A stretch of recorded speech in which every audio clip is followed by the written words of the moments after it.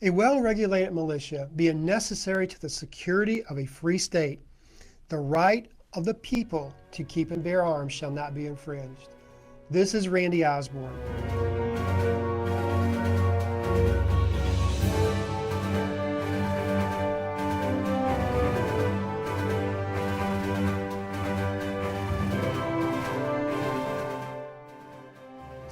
Though this Second Amendment to the Constitution of the United States could not have been written more clear, it has created numerous interpretations over the years to mean something totally different than what our founding fathers intended. How do I know this?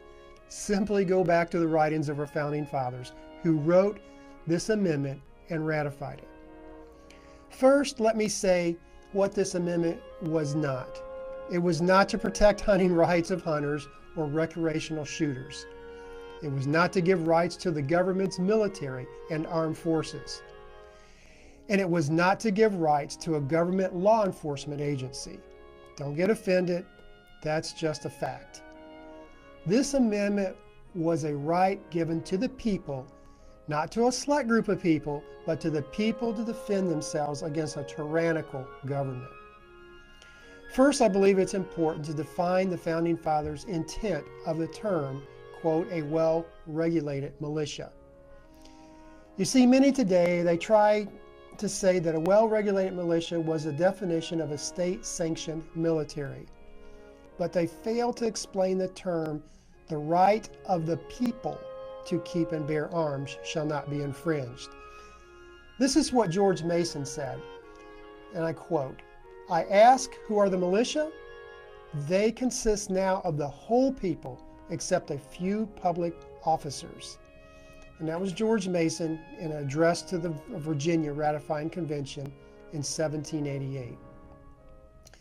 The Second Amendment was a foundational biblical principle that we see throughout the scriptures.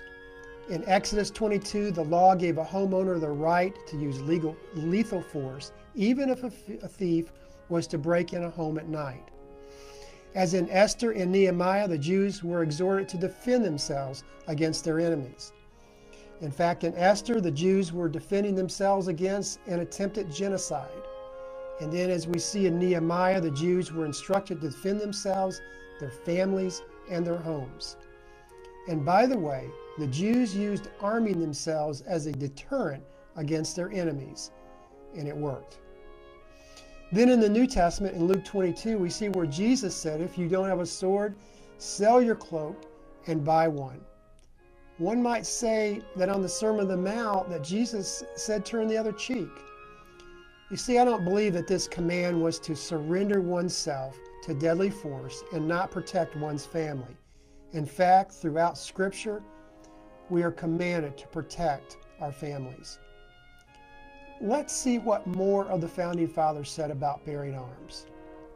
Thomas Jefferson said this, and I quote, the Constitution assert that all power is inherent in the people, that they may exercise it by themselves, that it is their right and duty to be at all times armed. And then Noah Webster said this, quote, before a standing army can rule, the people must be disarmed, as they are in almost every country in Europe. The supreme power in America cannot enforce unjust laws by the sword because the whole body of the people are armed and constitute a force superior to any band of regular troops. Patrick Henry said this, guard with a jealous attention the public liberty. Suspect everyone who approaches that jewel. Unfortunately, nothing will preserve it but downright force. Whenever you give up that force, you are ruined. The great objective is that every man be armed. Everyone who is able might have a gun. And that was Patrick Henry. It is clear that the purpose of the Second Amendment was not to protect hunting, nor was it to allow arming a military. But it was clearly an attempt to allow the people to protect themselves, their families, and to defend themselves against a tyrannical government. When states and cities are restricting law-abiding citizens of that right, it is a clear infringement on the United States Constitution. The only way citizens can effectively protect themselves against mass killings by evil, wicked, demented people is by being armed and being able to defend yourselves and others. Killers target gun-free zones. If the establishment or law prevents you from being armed, avoid those venues. If an establishment places a gun-free zone sign, contact them and let them know that you are boycotting them because they are creating an unsafe environment for yourself, family, and others. A good guy that is armed and knows how to use it can do a lot of good against a bad guy that wants to destroy innocent lives. This is Randy Osborne. Until next time, God bless.